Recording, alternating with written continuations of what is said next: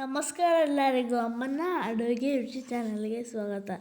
ಇವತ್ತು ಸಿಹಿಯಾದ ಸಬ್ಬಕ್ಕಿ ಶಾವಿಗೆ ಪಾಯಸ ಮಾಡೋಣ ಬನ್ನಿ. ಮೊದಲಿಗೆ ಸಬ್ಬಕ್ಕಿ ತೊಳೆದು 3 to 4 hours ನೆನೆಸಿಡಿ.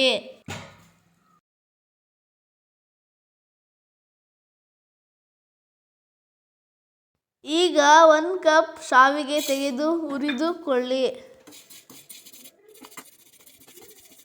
ಹುರಿದ ನಂತರ 1 ಕಪ್ ನೀರು ಹಾಕಿ ಅರ್ಧದಷ್ಟು ಬೇಯಿಸಿಕೊಳ್ಳಿ.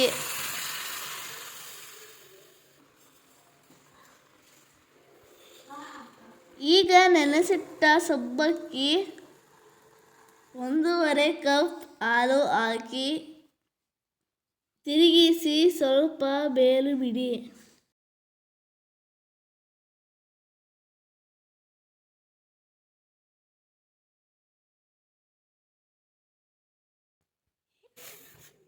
ಈಗ 2 ಸ್ಪೂನ್ ತುಪ್ಪ ಹಾಕಿ ಗೋಡಂಬಿ ದ್ರಾಕ್ಷಿ ಹುರಿದುಕೊಳ್ಳಿ.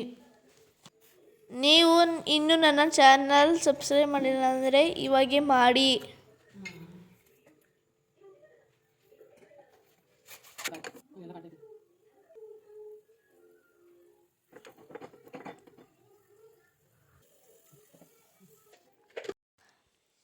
ಈಗ 3/4 ಕಪ್ ಸಕ್ಕರೆ ಹಾಕಿ 2 ಸ್ಪೂನ್ ಬಾದಾಮ್ ಪೌಡರ್, ಅರ್ಧ ಸ್ಪೂನ್ ಏಲಕ್ಕಿ ಪುಡಿ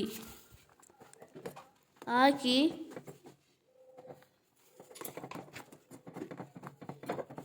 ಈಗ ಹುರಿದ ಗೋಡಂಬಿ ದ್ರಾಕ್ಷಿ ಸೇರಿಸಿ ಕೊನೆಯಲ್ಲಿ 1 ಸ್ಪೂನ್ ತುಪ್ಪ ಸೇರಿಸಿ. ಈಗ ಸಿಹಿಯಾದ ಸಬ್ಬಕ್ಕಿ ಶಾವಿಗೆ ಪಾಯಸ ರೆಡಿ ಇದೆ. ನಾನು ಟೇಸ್ಟ್ ಮಾಡ್ತೀನಿ. ನೀವು ಮನೆಯಲ್ಲಿ ಟ್ರೈ ಮಾಡಿ ನನಗೆ ಕಮೆಂಟ್ ಮಾಡಿ.